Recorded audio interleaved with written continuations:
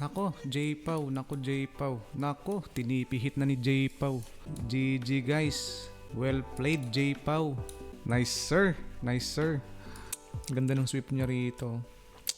Sayang, sayang. Ganda pa ng retracement niya rito. Chok.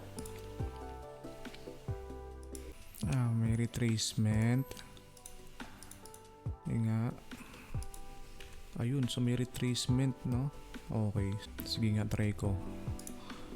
Try natin mag-buy. Ayan, so nag-buy ako rito. Ayan, let's see. Tingnan natin kung magwawagi ba ito ngayon. Target is ito. Natin. Since ranging pa rin naman, no? Ayan. So, try ko lang i-take advantage itong opportunity na ito.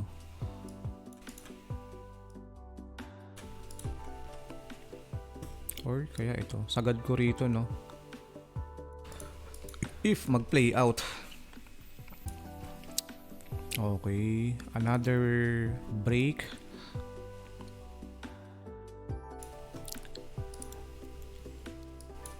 Nice.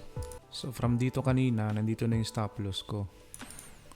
Kasi kung babagsak to, at kung babalik pa yan dito, probably, malamang sa malamang, may invalidate talaga tong setup na to. But since umangat siya, okay, and binrake niya na itong structural high na yan, so kung magre-retrace man ito, at least dito lang siya, no? Pinaka-extreme na. Then magkaroon siya ng continuous movement, no?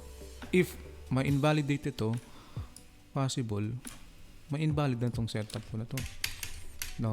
Ganun lang naman yun, kaya nagbawas na ako ng risk ko rito. 2, 3, 3, 4 lang, ibigay mo na. 2, 3, 3 per target. Sana ibigay mo na.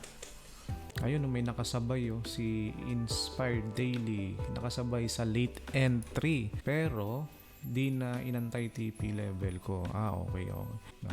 Close profit na. Nice. TP when happy lang. Nice. Ganun lang naman talaga. Pagkalagay ng magnet, no? Biglang sumunod. Biglang hinigop ng magnet. Ang sarap ng tulog ko pag natipid tong trade natin na to. Yung mga trade natin kanina, yung naunang dalawang trades natin kanina na buy, nakapag-tipi ka doon, Sir Jinbo. Congrats na agad. Nice. Thank you. Congrats din sa mga pumaldo, sa mga sumabay.